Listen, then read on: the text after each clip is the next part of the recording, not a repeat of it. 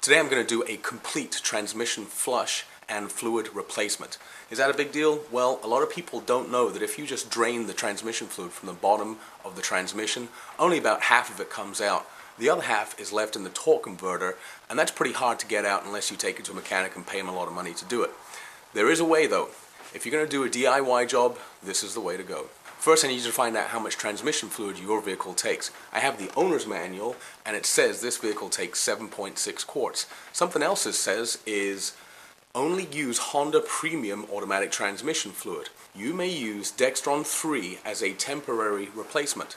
That's what I'm going to do. I'm actually going to flush Dextron 3 through this system, run the car for half a day, and then I'm going to do this entire job again with the correct Honda transmission fluid. That's me going over the top. You don't have to do that, especially if your vehicle runs on Dextron 3. You only have to do this job once. Alright, here we go. Let's do it.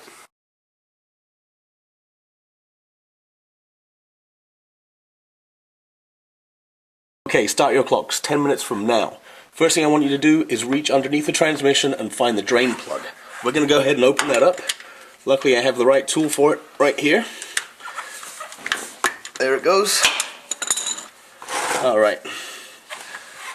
Go ahead and put a pan underneath it. Unscrew that. Here comes the oil. Wow, that's really nasty. Look at that. Okay, let that drain. Let's go upstairs. Whilst it's draining down there, go ahead and look at the drain plug. This nasty goop on there, this is actually a magnet. And what it does is it picks up the metal shavings from inside the transmission. You know what, it's pretty often that they look like this. This car has 100,000 miles on it, so it's actually in pretty good shape. So make sure you clean the drain plug off real well, get all the old metal shavings off of there, and that's ready to go back in. Okay, back underneath the car, I'm going to put the clean drain plug back in and screw it up.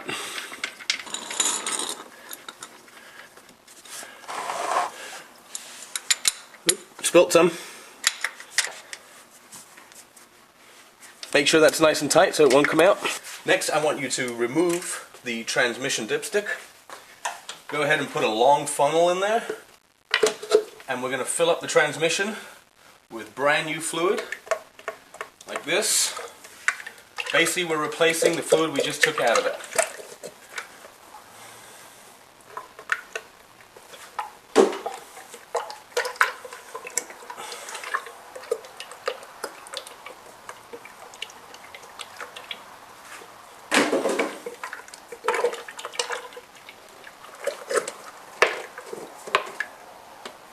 Just like that. Next thing I want you to do is find the supply and the return hose that take the transmission fluid out of the transmission into the cooling radiator and then back into the transmission again. I'm going to go ahead and disconnect the supply. You're going to have to find out which is your supply and which is your return.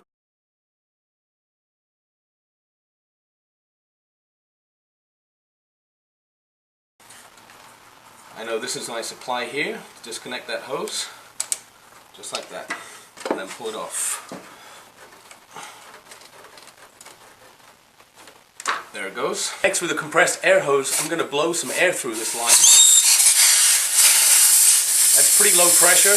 So with the air hose, what I just did is I blew all of the old oil out of the transmission cooler back into the transmission. So I'm making sure all the old oil is gone. Next, I'm going to take my own length of hose and I'm going to feed it up under the engine. There it goes. I'm going to find that length of hose, here it is, and I'm going to plug it into this pipe here that I just pulled the old pipe off. Kind of hard to see on camera. This section of hose, nice and snug on there. See that? Now I'm going to take the end of this hose, I'm going to attach it to this receptacle here. In a second we're going to start up the engine, and that's going to have the transmission pump the transmission fluid into this receptacle. I want you to be able to see the end of the hose right here. When the transmission fluid turns from a dirty dark brown into a nice gleaming red, we're going to turn the engine off. That means it's done. When I start the engine up, it's going to start pumping the old transmission fluid into this receptacle. Now, at the same time, I'm going to be pouring transmission fluid into this funnel. At no point do you want the transmission to run out of fluid, otherwise that could damage the transmission. When the new transmission fluid starts coming out of this hose, you'll be able to see it's a beautiful sparkling red.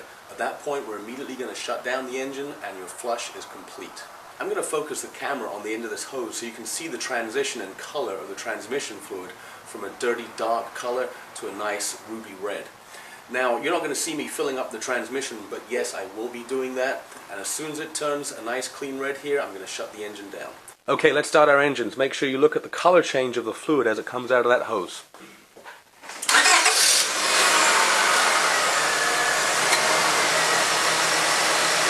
See how dark and nasty that is right now?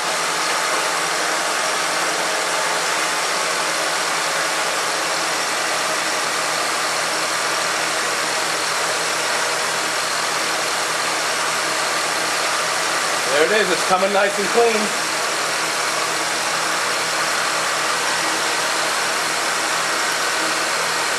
Alright, I'm going to shut it down.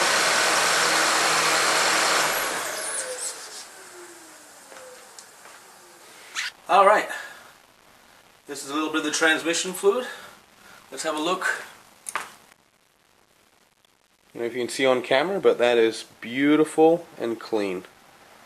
Sparkling transmission fluid right there. No dirt in it at all except for the dirt on my finger. That's what we wanted. All we have left to do now is remove this temporary hose. Just like that. Pull that hose out of the engine. Replace the original hose that goes back to the cooler. And, of course, put the clamp back on it. There it is, right there. And now we get to top off the transmission with more transmission fluid. Like that. So we top off the transmission fluid until our dipstick reads the correct level.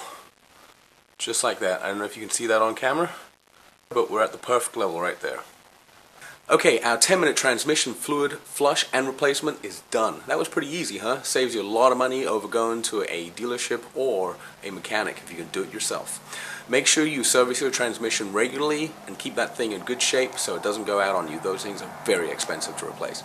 Hey, before I go, if any of you guys are going to be buying a used car at any point, you might want to check this out.